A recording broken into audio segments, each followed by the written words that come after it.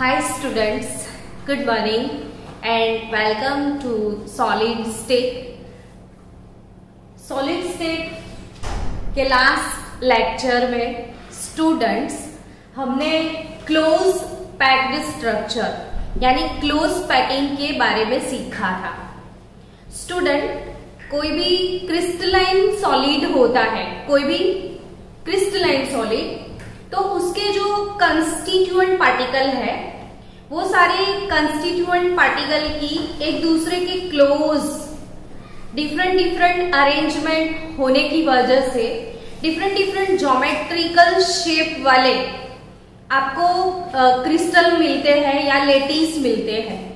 तो हम वही टॉपिक सीख रहे थे कि close pack structure in 1 dimensional, in 2 dimensional and 3 dimensional. So previous lecture में हमने 1 डायमेंशनल अरेंजमेंट क्या होता है और 2 डायमेंशनल अरेंजमेंट क्या होता है वो कंप्लीट किया था, और इसके बाद आज हम कंप्लीट करने के लिए जा रहे हैं 3 डायमेंशनल क्लोज पैकिंग। लेकिन उसके पहले थोड़ा फास्ट एक रिवीजन भी मांगता है ना, तो एक रिवीजन हो जाता है कि 1 डायमेंशनल क्या था। तो सिर्फ x एक्सिस या सिर्फ y एक्सिस या सिर्फ z एक्सिस के बारे में सोचना था आपको, यानी एक सिंगल रो वाला जो अरेंजमेंट था वो कौन सा अरेंजमेंट था? 1 डायमेंशनल अरेंजमेंट था। उसमें आपको सिर्फ याद क्या रखना था? तो कोऑर्डिनेशन नंबर याद रखना था, और क्योंकि कोऑर्डिनेशन नंबर आपको पता है कि नेबरिंग एटम, यानी कोई एक एटम पे आप फोकस करो तो उसको जो टच करते हैं, तो इसको कितने और स्फीयर टच करते हैं? 2 ना, तो वही 2 स्फीयर इसका क्या है? Coordination number. Solid state chapter आप पढ़ते हो और कोऑर्डिनेशन नंबर नहीं पता है तो पता ही क्या है, ऐसा आपको समझ लेना चाहिए। तो ये कोऑर्डिनेशन नंबर सिर्फ आपको इसमें समझना था। अब 1 डायमेंशनल अरेंजमेंट से हम कौन सी अरेंजमेंट में गए थे वो बताओ तो? 2 डायमेंशनल में गए थे ना। तो 2 डायमेंशनल अरेंजमेंट हमारे पास कितने टाइप की थी वो बोलो अब? 2 टाइप की थी।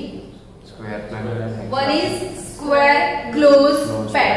तो स्क्वायर क्लोज पैक क्या था कि सपोज एक लेयर, ये कोई भी x एक्सिस पे अगर है तो इसके जैसा सेम टू सेम लेयर, अगर आपको बॉक्स में लेमन जमा रहे हैं बच्चों, तो जैसे आपने लेमन का एक रो लगा दिया, वैसे same to same second row आपने अप्लाई किया। स्टैक पैटर्न जो पहले था वही स्टैक पैटर्न दूसरा है, तो ए के बाद ए अगेन रिपीट इट, ए के बाद ए ही लेना है आपको। तो क्लियरली आप समझ चुके हो ना ये वाला अरेंजमेंट। ये स्क्वायर क्लोज कैसे है? तो अगर किसी एक एटम को आप फोकस करो तो उसके आजू बाजू में उसके जस्ट उसको टच करते हैं, ऐसे नेबरिंग स्फीयर 4 मिलने वाले हैं, तो इसका कोऑर्डिनेशन नंबर क्या था? 4 है ना। और इसलिए हम इसको क्या बोलते थे? Square close pack. लेकिन एडिशनल मैंने कल आपको एक चीज सिखाई थी कि जो स्क्वायर क्लोज पैक अरेंजमेंट है उसकी पैकिंग एफिशिएंसी सिखाई थी। तो पैकिंग एफिशिएंसी याद है कितने परसेंटेज पैकिंग होता है इसमें? 78.5। इसकी पैकिंग एफिशिएंसी क्या है? 78.5%। अब थोड़ा चेंज करते हैं ना, तो सबसे ज्यादा टफ टॉपिक हर एक बच्चे को सॉलिड स्टेट में यही लगता है, लेकिन जब आप खुद से घर पे मॉडल बनाओगे तो ऑटोमेटिक आप समझने लगोगे। आपके पास बॉल्स पड़े हैं या लेमन्स पड़े हैं या कुछ भी ऐसा स्फेरिकल शेप में है, उसको अरेंज करते जाओ। देखो ये स्टैक पैटर्न ए रख दिया, फिर कुछ और किया था ना हमने, क्या? तो यहाँ पे ऐसे अरेंज किया था, तो ये लेयर बी यानी थोड़ा डिफरेंट जमाया था पहले वाले लेयर से। फिर अगेन क्या आ गया, लेयर ए आ गया। अच्छा है, आपका रिपीट भी हो गया है ना थोड़ा बहुत। तो आप किसी एक को उठा के फोकस कर लो। इसको कितने लोग टच कर रहे हैं?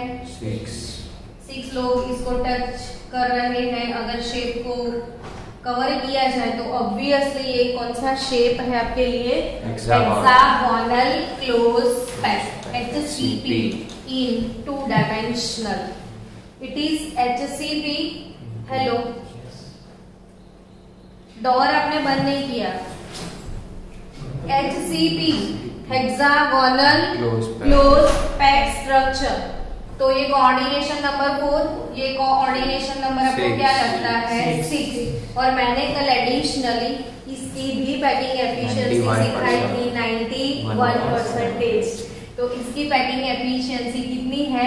91। ये एनसीईआरटी में नहीं है लेकिन कॉम्पिटिटिव लेवल पे इसके क्वेश्चन आने वाले हैं, तो एडिशनल आपको वो चीज भी करना है। और यहाँ तक तो कल हमने वैसे भी पढ़ लिया था, आज तो हम इससे आगे जाने वाले हैं ना। तो बच्चों 1D से हम किस में आए? 2D में। तो 3D में कहाँ से जाएंगे? इसके ऊपर 2D से ही जाएंगे ना 3D में। तो 1D में 1 टाइप का अरेंजमेंट था, 2D में 2 टाइप का अरेंजमेंट था। तो ऑब्वियसली 3D में आप क्या बोलोगे? 3 टाइप का अरेंजमेंट होगा। तो अगर 1D में 1 है, 2D में 2 टाइप का है, तो 3D में कितने टाइप का अरेंजमेंट हो सकता है? 3 टाइप का अरेंजमेंट हो सकता है। तो 3D का 3 टाइप का अरेंजमेंट कैसे बनने वाला है वो सीखते हैं। तो स्टूडेंट्स, हम 2D से ही किस में जाने वाले हैं? 3D में। तो अब ये वाला जो आपके पास स्क्वायर क्लोज पैक है, उससे आप किस में जा रहे हो? 3D में। तो आपको स्क्वायर क्लोज 2D से जाना है 3D में। तो स्टैक पैटर्न क्या होगा? ए ए ए ए। आपको एक बहुत मोस्ट इम्पोर्टेंट चीज यही है कि स्टैक पैटर्न के रिलेटेड क्वेश्चंस हर टाइप के एग्जाम में आ सकते हैं। कौन से क्वेश्चन आ सकते हैं? स्टैक पैटर्न के रिलेटेड। तो अब तो वैसे भी आपको पता है ये स्टैक पैटर्न है। एक काम करना, घर पे एक बॉक्स ले लेना, इसके अंदर लड्डू जमाते जाना। तो ये लड्डू का पैटर्न ये रख दिया, फिर से लड्डू रख दिए, फिर से लड्डू रख दिया। अब क्या करोगे? अब उसको 3D में कैसे लेके जाओगे? मेरे को समझाओ ना। उसके ऊपर और नीचे। हाँ, इसके ऊपर, बट कैसे रखोगे इसके ऊपर? ये हॉल, ये वॉइड के ऊपर रखोगे आप? नहीं। तो आपको ए के ऊपर ही दूसरा लड्डू ए रखना है, बी के ऊपर। जैसा नीचे पैटर्न है ना, वैसा सेम पैटर्न ऊपर बनाने का है। समझ रहे हो क्या बोला मैंने? मतलब कि स्टूडेंट, अगर एक पैटर्न ये है तो दूसरा लड्डू आपको उसके ऊपर ही ऐसे रखना है। देखो ऐसे रख दिया। अब ऐसे इमेजिन करो। अब तीसरा कैसे रखोगे? तो ऐसे ही रखना है आपको, यानी एक लड्डू के ऊपर ही दूसरा, ऊपर ही तीसरा है। समझ रहे हो मैंने क्या बोला? हाँ या ना? तो अब समझो कि सेम टू सेम पैटर्न आपको फॉलो करना है। कहीं पे भी कुछ भी अरेंजमेंट आपको चेंज नहीं करना है। तो आप सेम पैटर्न ऐसे देखो, ऐसे भी सेम, फिर ऊपर जाओगे तो ऐसे भी सेम। ठीक है? तो और सिंपल आप समझ सकते हो कि ये जो पैटर्न है उसके ऊपर ऐसे ऐसे ऐसे रखते जाओगे, बी के ऊपर भी ऐसे ऐसे ऐसे रखते जाओगे। Same to same pattern change नहीं करना है। तभी मैंने क्या लिखा है? पैटर्न ए ए ए लिखा है। तो ऑब्वियसली आपको कैसे मिलेगा कि आपको कैसे शेप मिलेगा कि मैं ये 2D वाला 3D में आपको नहीं दिखा सकती, लेकिन आपको एक चीज बता सकती हूँ कि अगर इसके ऊपर भी आपने रख दिए, इसके ऊपर भी आपने रख दिए, तो कैसा आपको यूनिट सेल मिलेगा वो बताओ मेरे को। कि ऐसे 1 2 3 4 तो मिल गया, और 4 के ऊपर 4 आ जाएगा, 4 के ऊपर भी 4 आएंगे ना। तो ये कौन सी पैकिंग हो गई? क्यूब पैकिंग हो गई। सिंपल क्यूब मिलेगा आपको। ये स्क्वायर क्लोज 3D हो गया। ये क्या है? Square close 3D। लेकिन अगर इसका मैंने यूनिट सेल निकाला कोई भी एक, तो मुझे कौन सा यूनिट सेल इधर मिलने वाला है? Simple cube. क्या मिलेगा? सिंपल क्यूब मिलेगा कि नहीं? क्या मिलेगा मुझे? सिंपल क्यूब मिलेगा। और इसके अंदर से जो यूनिट सेल निकलेगा वो सिंपल क्यूब होगा।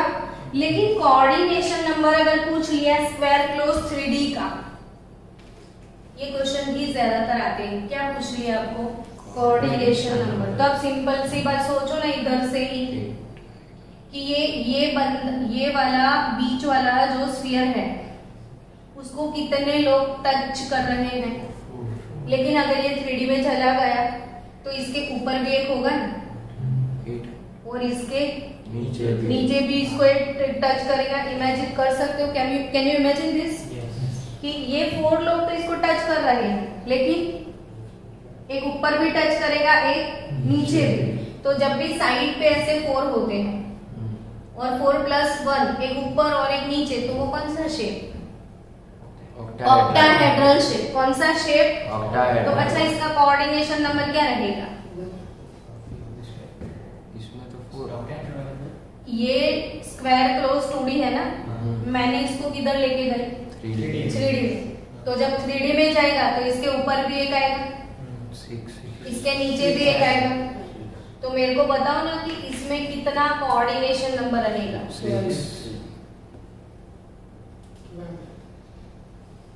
थोड़ा सा तो ब्रेन अप्लाई कर लेते हैं। 8 आना चाहिए। ये जो है ना 2D है, हम इसको किस में लेके जा रहे हैं? 3D में लेके जा रहे हैं। तो थोड़ा इमेजिनेशन प्लीज करो कि इसको 4 टच कर रहे हैं ना, तो एक लेयर तो ऊपर आएगा, ये इसके ऊपर भी एक लेयर आएगा कि नहीं? तो इसको एक ऊपर से टच करेगा ऐसे, और इसको एक नीचे से टच करेगा। तो इसको कितने लोग टच कर रहे हैं? 6। तो इसका कोऑर्डिनेशन नंबर कितना होगा? 6 होगा। जब हम लोग पढ़ने के लिए बैठते हैं तो हमेशा अपने आप को थोड़ा उस प्रोसेस में इन्वॉल्व करना जरूरी है। हर टॉपिक ऐसे नहीं होते हैं कि हम सिंपली से बैठे रहे और हमारे दिमाग में आके घुस जाए। थोड़ा हमें भी सोचना पड़ता है। तो इतनी देर से मैं इतनी सिंपल सी बात बोल रही हूँ कि ये है, इसके ऊपर इमेजिन तो करो कि ये वही स्टैक पैटर्न ऐसे ऊपर आ रहा है। ये जो स्टैक पैटर्न मैंने लगाया है इसके ऊपर सेम टू सेम लड्डू आप जमा रहे हो, तो ये 4 लड्डू के ऊपर और कितने होंगे? 4 होंगे कि नहीं? तो वो क्यूब पैटर्न कौन सा यूनिट सेल बन गया? वो 4 के ऊपर 4, तो 8 कॉर्नर ओनली हो गए। तो 8 कॉर्नर ओनली यानी कौन सा यूनिट सेल था? Simple cube. तो ये 2D से हम किस में जाएंगे? 3D में। स्टैक पैटर्न कौन सा रहेगा? AAAY। यूनिट सेल कौन सा बनेगा? Simple cube. लेकिन कोई एक स्फीयर का कोऑर्डिनेशन नंबर इसमें कितना रहेगा? 6। तो 4 उसके बाजू वाले, मतलब खुद के प्लेन वाले, एक ऊपर वाला, एक नीचे वाला। Concept clear? थोड़ा गुस्सा आ गया, सॉरी, लेकिन आप इन्वॉल्व नहीं हो रहे थे इसलिए। तो ये समझ में आया? अब समझ में आया कि नहीं आया? आया ना? ओके, चलो अब ये तो हो गया 3D। अब सोचो इसको 3D में लेके जाए, इसको मतलब कि इसको हेक्सागोनल क्लोज पैटर्न। वो अभी किसको लेके गए थे आप? स्क्वायर। 1D में 1 अरेंजमेंट था, 2D में 2 था, 3D में 3 है, वो सीखना है। 3D में कितना है? 3। तो पहले स्क्वायर क्लोज से आप आ गए 3D में, सिंपल क्यूब बना था, कोऑर्डिनेशन नंबर 6 था। इसमें से ही क्वेश्चन आएंगे, कोई बाहर से क्वेश्चन नहीं आने वाले हैं। और ये चीज आप खुद घर पे मॉडल बनाओ ना, ऐसे एक रो बनाओ, फिर क्या बनाओगे? दूसरी रो, फिर आप उसके ऊपर ही ऐसे बॉल डालते जाओ और फिर खुद स्ट्रक्चर बनाओगे तो किसी की जरूरत नहीं पड़ेगी। चलो अब ये तो हो गया हमारा पैटर्न ए हुआ था, ठीक है। पैटर्न कौन सा हुआ था? ए। वो क्या हुआ था? Simple tube. अब हमें ये वाले हेक्सागोनल क्लोज पैकिंग से 3D में जाना है, तो देयर आर 2 पॉसिबिलिटी अगेन। तो AB लेयर पैटर्न हो सकता है और ABC लेयर पैटर्न हो सकता है। तो फिर से समझो, arrangement number 1 a layer pattern, arrangement number 2 AB layer pattern, and arrangement number 3 ABC layer pattern. ये टॉपिक आपको अच्छे से समझना है तो आपका 100% इन्वॉल्वमेंट जरूरी है। समझ रहे हो? पूरा 100% ब्रेन आपको इधर यूटिलाइज करना है। ऐसे बैठे रहोगे तो नहीं समझ में आएगा। तो आप ध्यान से समझना। फिर से मैं एक बार बोल दूं कि इसके पहले कौन सा स्क्वायर क्लोज था ना, उससे हम 3D में गए थे ना, तो स्टैक पैटर्न कौन सा था? ये सब कुछ कुछ भी हम चेंज नहीं कर रहे थे, सीधे साधे लोग थे। अब कुछ अजीब कर रहे हैं, है ना हम लोग। तो हम लोग 2 पैटर्न यहाँ पे सीखने वाले हैं, स्टैक पैटर्न AB और दूसरा कौन सा? ABC। अब मैं पहले एक चीज आपको एडवांस में ही बता देती हूँ कि जो AB पैटर्न होगा ना, इसे हम बोलने वाले हैं HCP, हेक्सागोनल क्लोज पैक। और जिंक एंड मैग्नीशियम मेटल जो है, कौन सी metal? Zinc and magnesium metal जो कि HCP पैटर्न में क्रिस्टलाइज होती है। तो zinc metal and magnesium metal का जो लेटिस पैटर्न है वो कौन सा है? HCP, hexagonal close pack. और मैंने कल आपको ABC, CCP, CU, सिल्वर ऐसा कुछ मैचिंग सिखाया था, याद है? कभी कभी हम ऐसा जो बोलते रहते हैं ना, वो हमें लाइफ टाइम याद हो जाता है, जो पूरी लाइफ याद रहता है। तो ऐसे ही बोला करना आप भी कि ABC,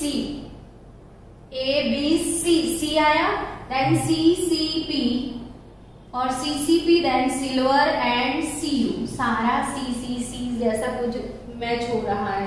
मैंने क्या बोलना सिखाया बोलो तो आप सब लोग मेरे साथ। ABC, CCP, silver, CU। Repeat, ABC, CCP, silver, CU। आज पूरे दिन में जब भी मिलोगे मैं फिर से ये बात पूछने वाली हूँ, एवरीडे पूछने वाली हूँ, ताकि आपका मेमोराइज भी हो जाए। क्या? फिर से बोलो तो, ABC, CCP, जिसमें C आता है वो CCP, क्या? जिसमें कौन सा पैटर्न आता है? C, वो कौन सा है? CCP। और सिल्वर एंड CU, और कल सिखाया था सिल्वर CU में ज्यादातर मिक्स कौन होता है? AU। तो गोल्ड भी CCP लेटिस स्ट्रक्चर पोजेस करता है, तो गोल्ड का स्ट्रक्चर भी कौन सा है? CCP lattice structure.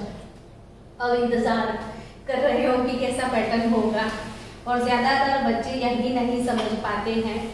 तो आपको अच्छे से आज समझना है कि एक चीज देखो, ये एक लेयर पैटर्न तो ऑलरेडी बना हुआ है ना, ऑलरेडी ये लेयर पैटर्न हेक्सागोनल 2D तो है ना हमारे पास। तो ये पूरे लेयर पैटर्न को मैं A लेयर पैटर्न बोल दूं। अब इसके ऊपर मुझे कुछ डालना है ना, दूसरा पैटर्न डालना है, वो कौन सा पैटर्न आएगा? B। फिर उसके ऊपर फिर से A वाला ही लेयर आएगा, फिर उसके ऊपर B वाला लेयर आएगा, फिर उसके ऊपर A वाला, फिर उसके ऊपर B वाला। समझ रहे हो? अभी ये कौन सा पैटर्न है मेरे पास? A वाला। लेकिन ये दोनों पैटर्न को समझने से पहले आपको और एक चीज समझनी है, जिसे हम कंप्लीट करते हैं पहले। कल नेक्स्ट लेक्चर जो होगा ना स्टूडेंट, उसमें मुझे आपको वॉइड्स के बारे में सिखाना है कि कितने टाइप के वॉइड्स होते हैं, और उन वॉइड्स के लिए radius ratio r cation upon r anion, वो रेडियस रेशियो क्या होगा, और रेडियस रेशियो के अकॉर्डिंग हम कोऑर्डिनेशन नंबर डिसाइड करते हैं। ज्योमेट्रिकल शेप डिसाइड करते हैं, तो वो सारी थियरी विथ कैलकुलेशन कल पढ़ने वाले हैं। लेकिन अभी मुझे जरूरत है वॉइड की, तो मैं आपको 2 वॉइड सिखाने वाली हूँ जो कि कल के लेक्चर में फिर से होने वाले हैं। लेकिन यहाँ बिना वॉइड के आप आगे जा नहीं सकते हो। तो वॉइड्स क्या होते हैं वो पहले मेरे को बताओ। वो तो आप वैसे भी जानते हो कि वॉइड्स क्या है। तो ये सारे एटम तो स्फेरिकल है ना, तो देखा आपने कि ये 3 स्फेरिकल स्फीयर मैंने अरेंज किए, तो बीच में गैप छूट गया और उसी गैप को क्या बोलते हैं, वॉइड बोलते हैं। क्या बोलते हैं, वॉइड। तो अभी आपको 2 टाइप के वॉइड के बारे में इमेजिन करना है। एक है टी वॉइड और दूसरा है ओ वॉइड।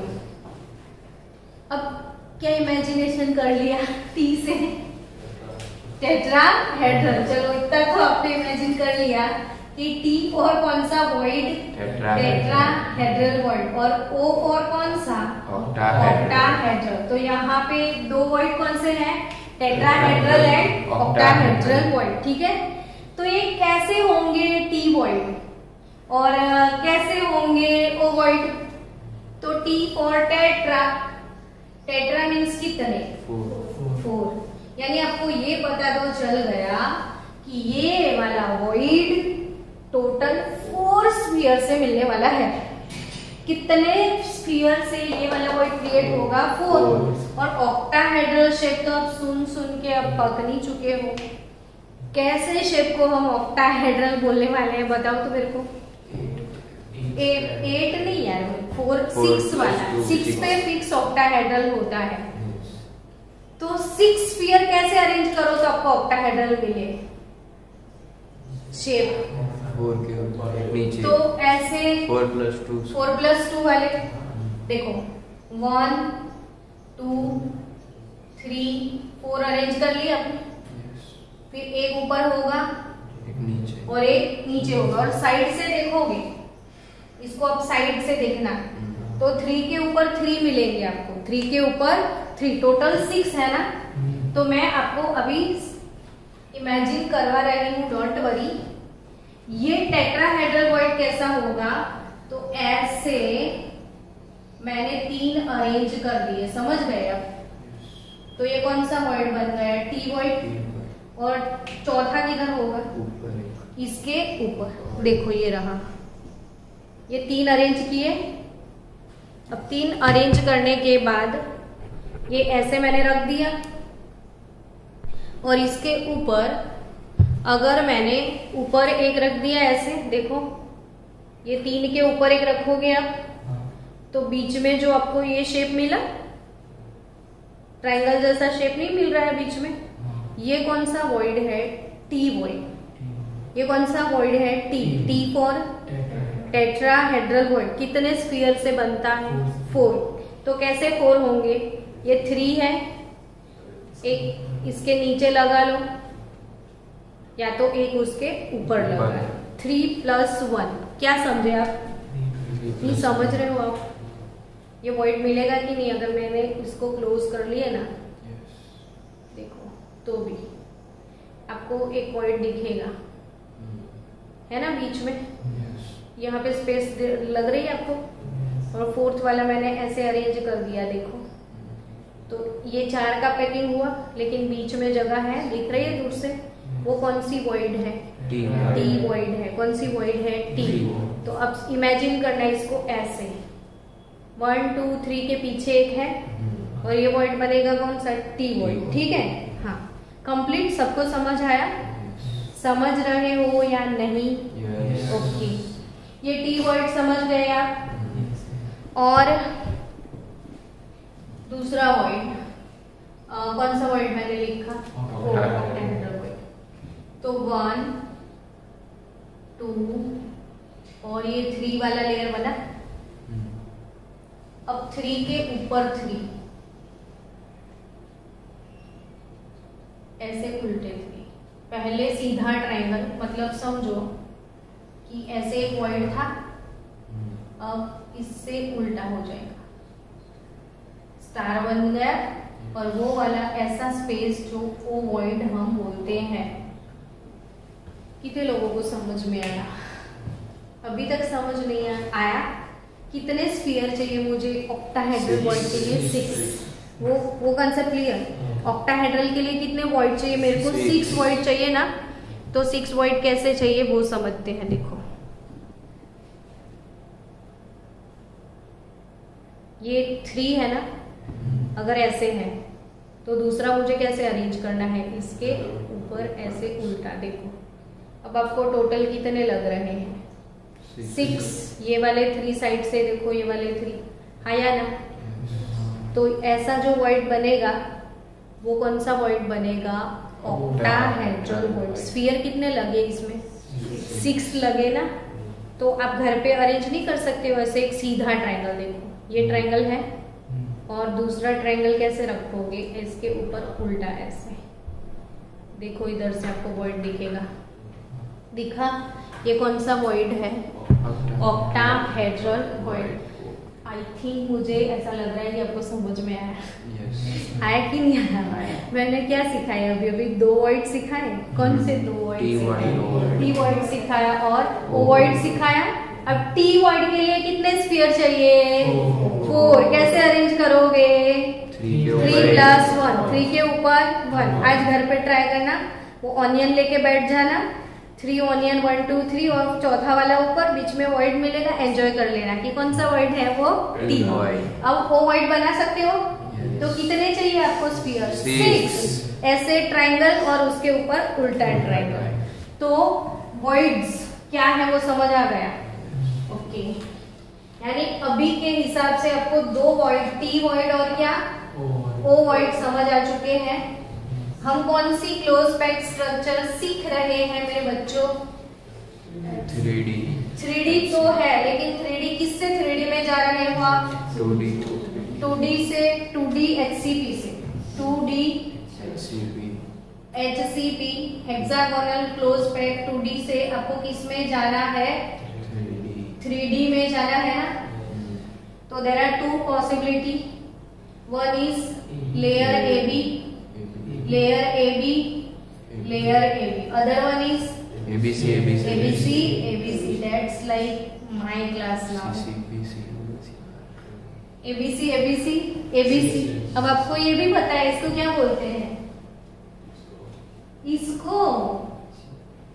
इसको कौन से?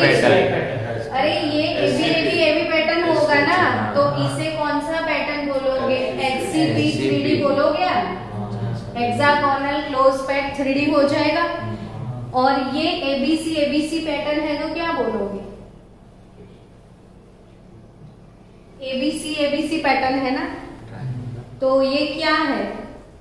तो ये है CCP और CCP का दूसरा नाम क्या है? FCC। तो FCC और CCP पैटर्न ये वाला है जिसमें ABC 3 लेयर पैटर्न मिलेंगे। एक लेयर A, उसके बाद दूसरा लेयर B, उसके बाद तीसरा लेयर C। तो ऐसे जाएगा। तो ये CCP और FCC पैटर्न मिलेगा। और ये कौन सा? AB पैटर्न, तो HCP मिलेगा। अब HCP पैटर्न आपको कैसे मिलेगा वो समझना है कि HCP पैटर्न, मान लो स्टूडेंट ये एक लेयर पैटर्न मैं बना रही हूं।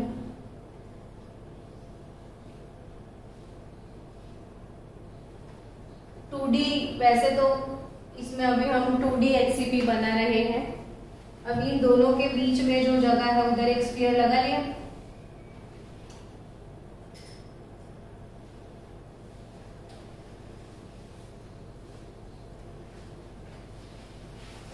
ये दोनों की बीच वाली स्पेस का हम यूटिलाइजेशन कर रहे हैं। तो ये स्फीयर हो गया, 2 के बीच में 1। ये HCP में ऐसा ही था ना कुछ। फिर ये स्टैक पैटर्न A था, ये कौन सा था? B। अभी फिर से उसके नीचे A वाला पैटर्न जाएगा। अब क्या जाएगा? B वाला पैटर्न जाएगा। लेकिन बच्चों ये इमेजिनेशन को अब 3D में सोचो आप। अगर ये पैटर्न ए है तो उसके नीचे तो पैटर्न बी होगा ना, और इसके नीचे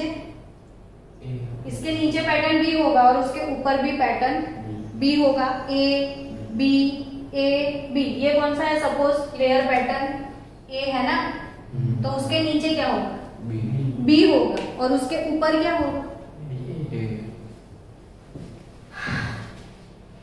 ये ए पैटर्न है, ठीक है, ये पैटर्न ए है, अभी मेरे सामने है, तो उसके नीचे अगर बी है, या इसके नीचे इसको ले लो कि अगर बी पैटर्न है तो इसके ऊपर भी बी ही होगा ना, ऑब्वियसली।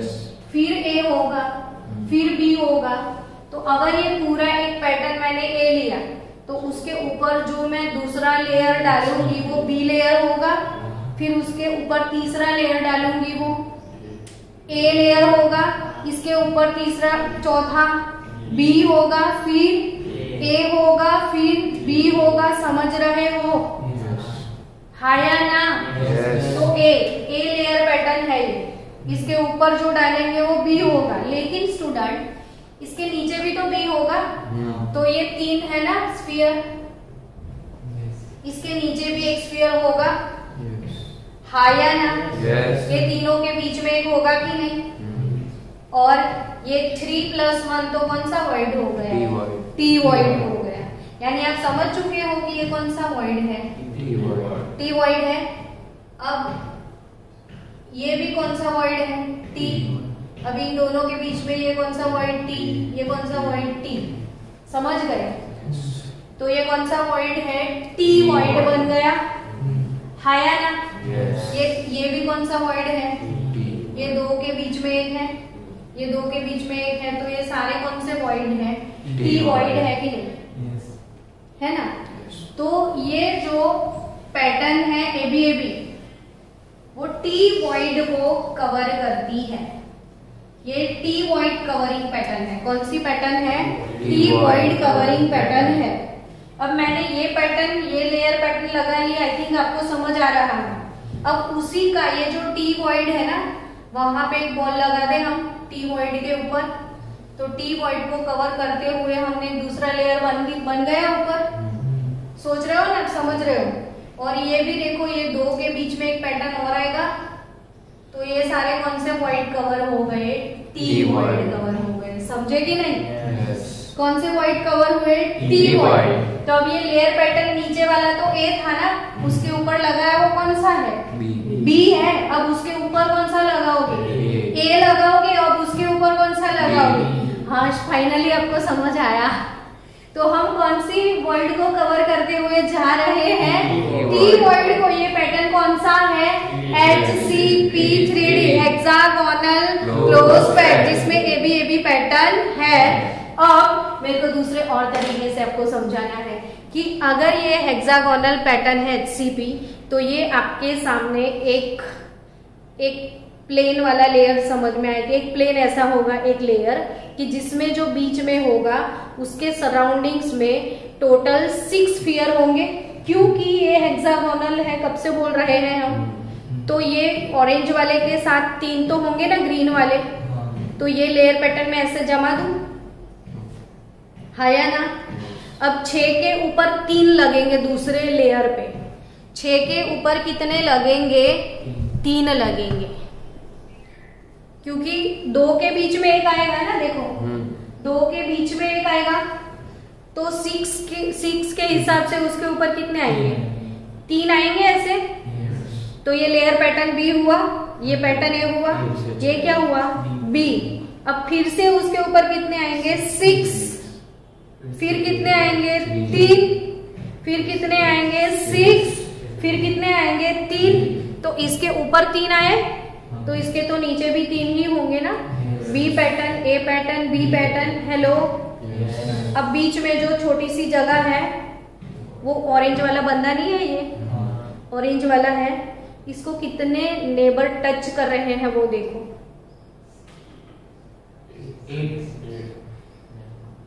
तो अपने प्लेन वाले तो 6 लोग उसको टच करके बैठे हैं। अब ये तो वॉइड के अंदर है, तो ये तीनों भी इसको टच करेंगे। नीचे वाले को, बीच वाले को, देखो इसको, ये ऑरेंज वाले को ये टच नहीं करेंगे। टच करेंगे कि नहीं? हाँ या ना? मैं बीच में जो ऑरेंज वाला है ना उसकी बात कर रही हूँ। तो उसके प्लेन वाले कितने लोग इसको टच कर रहे हैं? 6 लोग। इसके ऊपर के प्लेन वाले 3 और नीचे के प्लेन वाले भी 3। तो ये अपने खुद के घर के 6 लोग, ऊपर वाले घर के 3 और नीचे वाले के 3, यानी कुल मिला के कितने हुए? 12। फाइनली आपको ये भी समझ में आया कि जो HCP पैटर्न है जो T-वॉइड को कवर करती है उसका कोऑर्डिनेशन नंबर होगा 12। कितना कोऑर्डिनेशन नंबर होगा? 12। और पैकिंग एफिशिएंसी होगी 74%। और वो एक्स्ट्रा आपकी NCERT टेक्स्ट बुक में HCP का पैकिंग एफिशिएंसी नहीं है। हालांकि जब बुक में लिखा है packing efficiency of HCP and FCC और उसके साथ दोनों का 74% दिखाया गया है, लेकिन ये ऐसे कैलकुलेट नहीं होता है जिसका ऐसे इसका जो कैलकुलेट किया था हमने 74%, इसका कैलकुलेशन डिफरेंट आएगा जो मैं करवाऊंगी आपको। तो ये दोनों का वैसे पैकिंग एफिशिएंसी तो सेम है। कितने परसेंटेज है? 74। लेकिन अब ये लेयर कैसा होगा वो इमेजिन करना है।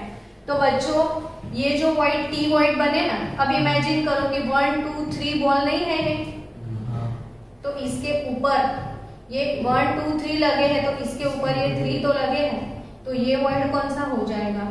O-वॉइड हो जाएगा। अब ये O-वॉइड को कवर करने के लिए ऊपर तीसरा लेयर डाला है, समझ रहे हो? तो T-वॉइड को कवर करते हुए हमने HCP बनाया, तो O-वॉइड को कवर करते हुए क्या बनाएंगे हम? CC। ये T-वॉइड को कवर करता है, ये वाला O-वॉइड को भी कवर करता है। तो अब लेयर पैटर्न ये तो AB हो गया। अब उसके ऊपर तीसरा डालना है, तो कैसे डालेंगे? तो इसको समझो कि पहले तो ये तो है ही है क्योंकि हम HCP से ही 3D में जा रहे थे। ये लेयर पैटर्न A बोल दिया मैंने, सबको दिख रहा है अच्छे से इसमें? ये लेयर पैटर्न कौन सा है? A। अब A लेयर पैटर्न के ऊपर आपको 3 तो ऐसे डालने हैं, एक ट्रायंगल। लेयर पैटर्न कौन सा हुआ है? B। और B के ऊपर एक उल्टा ट्रायंगल डालना है। ट्रायंगल के ऊपर उल्टा ट्रायंगल, O-वॉइड को कवर करना है। तो ये C लेयर पैटर्न मिला। फिर अब ऊपर क्या आएगा? A, फिर B, फिर C। तो अगर ऐसा है तो इसके ऊपर एक ट्रायंगल है तो नीचे भी एक ट्रायंगल ही होगा ना, तो इसका भी कोऑर्डिनेशन नंबर तो 12 ही रहेगा। तो कोऑर्डिनेशन नंबर कौन सा है? इसका 12। कोऑर्डिनेशन नंबर इसका भी कौन सा है? 12। पैकिंग एफिशिएंसी इसकी भी कौन सी है? 74%। ये कौन से वॉइड को कवर करता है? T-वॉइड को। ये कौन से वॉइड को कवर करता है? O-वॉइड को। और AB तो HCP zinc and magnesium metal, और ABC तो CCP सिल्वर Cu Au। और ये कोऑर्डिनेशन नंबर 12, पैकिंग एफिशिएंसी 74%। हर एक चीज आपको समझ में आ गई। तो ये कंप्लीट किया हमने टास्क कौन सा? 3D close packing from 2D। Finally 2D से हम किस में गए थे? 3D में। तो हमें कितना पैटर्न मिला था? 3। A पैटर्न सिंपल क्यूब जो कि स्क्वायर क्लोज से मिला था। दूसरा हेक्सागोनल क्लोज पैक से 2 पॉसिबिलिटी थी। AB था, AB मतलब HCP था। HCP का पैकिंग एफिशिएंसी 74% है, कोऑर्डिनेशन नंबर 12 है, और वो T-वॉइड को कवर करता है। कौन से वॉइड को कवर करता है? T-वॉइड को। Done, everything is okay. अब उसके बाद क्या? ABC पैटर्न यानी कि वो CCP यानी कि CCP का दूसरा नाम FCC। उसमें कोऑर्डिनेशन नंबर 12 और वॉइड कौन सा कवर होता है? O-वॉइड कवर होता है। अब आपकी NCERT टेक्स्ट बुक जो है आपको अच्छे से इसमें दिख रहा है, देखो तो ये वाला दिया गया है। देखो आपको 6 लेयर दिखे इसमें? 6 के ऊपर 3 लेयर दिखे।